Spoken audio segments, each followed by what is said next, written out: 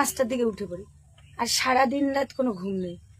ওই করে করে শরীরটা খারাপ হয়ে গেছে, এখন ওগুলো প্রতিশোধ উঠছে। তো এখন খালি ঘুম ধরেছে, খালি ঘুম ধরেছে। আর বাড়িতে তো ছিলাম না, আজকেই শুধু বাড়িতে ছিলাম। এতদিন নার্সিংহোম থেকে আসার পর থেকেও এতদিন বাড়ি ছিলাম না, প্রত্যেকদিন কোথাও না কোথাও যেতে হচ্ছে এই অসুখের কারণে। আজকে বাড়ি ছিলাম, ওই জন্য খাওয়া দাওয়ার পরে 12টার সময় ঘুমিয়েছি, আর এখন চেতন পেলাম। তো 3-4 দিন এক নাগারে বাড়িতে থাকলে আর ভরতেই পারবে না। তো আমি শিখে নেবো এই জন্য, কারণ আমার মা আর আমি বাড়িতে থাকি, সবসময় আমি তাহলে করতে পারবো। আমি যদি শিখে নিই না, আমি সবসময় করবো, এইটাতে না ওইটাতে কিছু একটা করতেই থাকবো।